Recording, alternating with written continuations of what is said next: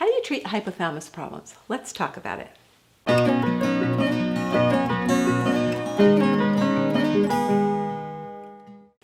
Your hypothalamus is the master gland, the CEO of your body, the boss. I like to think of your hypothalamus as the queen of your realm because it controls all of your vital systems.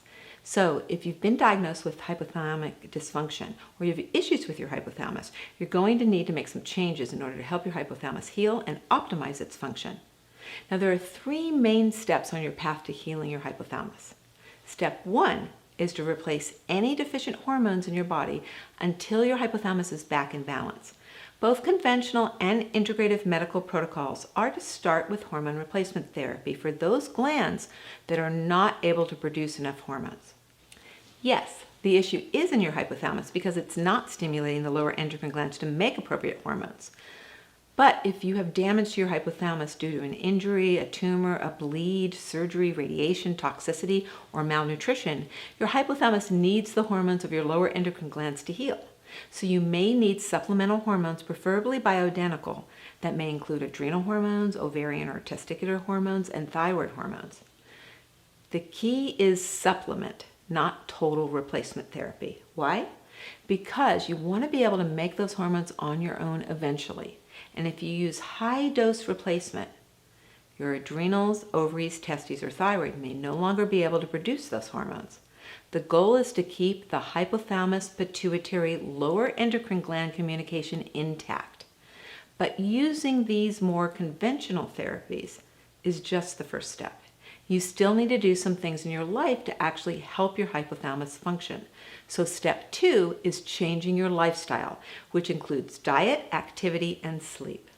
Your hypothalamus is incredibly responsive to nutrition. It is not protected by the blood-brain barrier, so anything you eat and any toxins in your systems, any infectious organisms are all affecting your hypothalamus. If you're not giving your hypothalamus the proper nutrition, it is not going to be able to do its job properly. It's really important that you get enough protein to support your lean body mass and support your metabolism.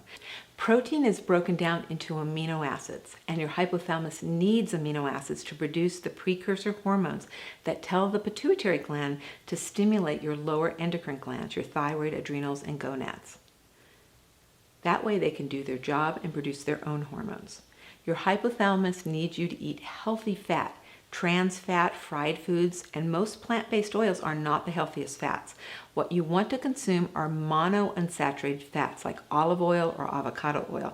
That should make up 2/3 of your fat intake. 1/3 should be saturated fats for healthy cell membrane function, which helps support optimal hypothalamus function.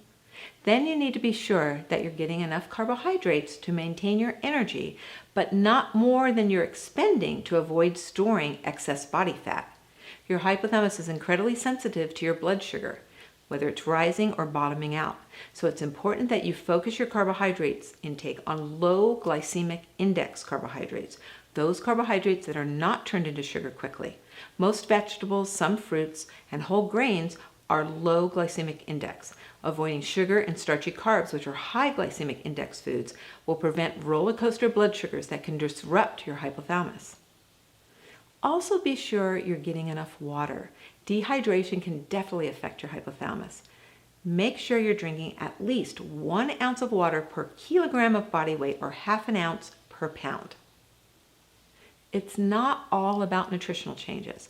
You also need to be sure that you're getting enough sleep. Your hypothalamus needs between 7 and 9 hours of sleep to be able to do its job properly.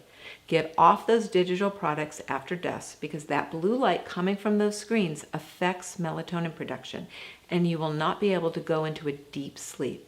Be sure you turn off all your lights in your room and sleep in the complete dark to maintain adequate melatonin production. And keep the room temperature between 60 and 70 degrees. Over 70 degrees will be too hot for your body to go into a deep REM sleep. Your hypothalamus thrives on activity. While being sedentary lowers your metabolism, too much exercise can be stressful. So try to get at least 30 minutes a day of exercise to help your hypothalamus heal. Exercise increases circulation to your hypothalamus and helps your body to detox.